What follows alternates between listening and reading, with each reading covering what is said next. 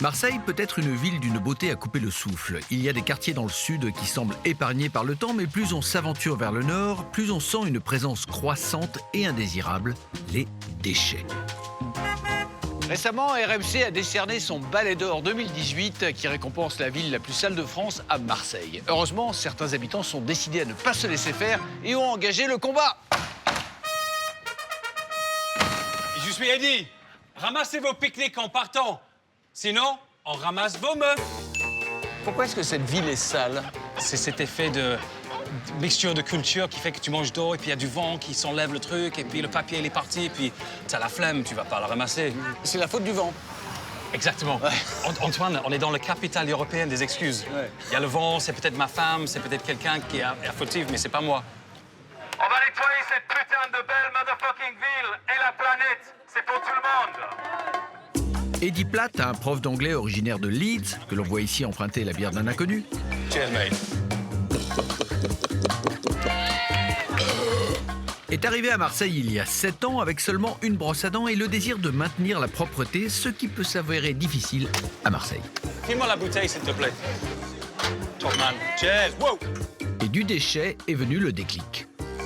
Un jour, j'ai ramassé une canette de Diet Coke et j'ai posté la photo, le selfie, avec la légende que mon nouvelle habitude, c'est de ramasser un déchet par jour, tous les jours. Ça concernait personne d'autre. Et le lendemain, les gens m'envoyaient des photos de eux en train de ramasser. Le geste de ramasser un déchet par jour, c'est pour tout le monde. C'est ludique. Arrête de niquer ta mère. C'est trop important, la mer Méditerranée, elle prend soin de nous. Aussi déterminé qu'il est décalé, Eddie ferait n'importe quoi, ou presque, pour faire de la pub et attirer l'attention sur le mouvement Un déchet par jour. Cette vidéo était une tentative pour recruter la dernière résidente vedette de Marseille, Pam Anderson. Hi, Pammy. Welcome to Marseille. Et avec plus de 20 000 followers sur les réseaux sociaux, il n'a aucun mal à recruter régulièrement des volontaires pour ces journées dites de nettoyage. Regarde, il y a une belle canette là. Ouais. Super. C'est quoi le truc le plus dégueulasse que vous ayez jamais ramassé? Les mouchoirs pleins de merde au bord de la route. Ah, Coco? Ouais. Et toi, Ouais. Antoine, tu fais quoi de la vie? Moi, je regarde les gens ramasser, moi. C'est vrai? Ouais. C'est une bonne distraction. Oh, c'est un passe-temps comme un autre.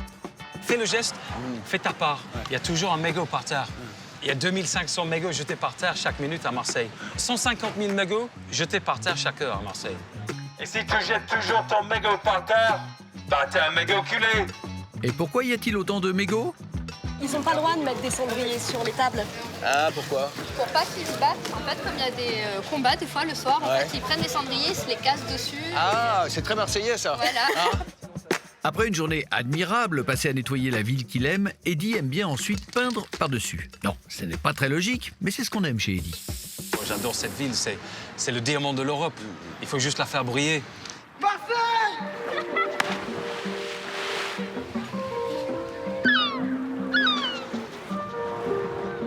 Pendant que Ed mène sa croisade sur Terre, les camarades à lui ont décidé d'intervenir en mer, comme par exemple le jeune Manu. Manu, c'est Emmanuel Laurin, et il mène une croisade personnelle. Sauver la Méditerranée. Ce qui ne sera pas facile, étant donné que c'est la mer la plus polluée de toute la planète.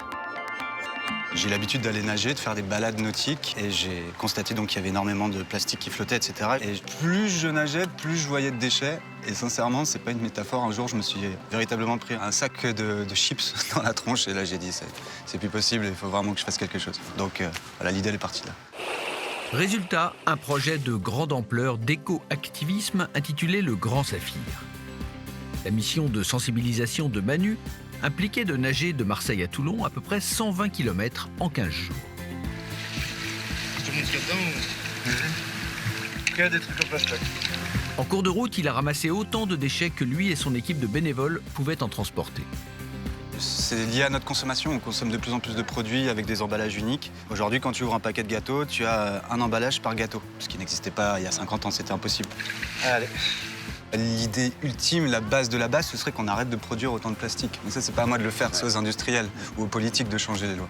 Donc moi, je fais ce que je peux à mon niveau en tant que citoyen, quoi. C'est par là! Moi aussi, je voulais contribuer, de préférence sans trop me mouiller, l'air sincère et en prétendant m'intéresser à autre chose qu'à moi-même. Mais Manu sut se montrer très convaincant.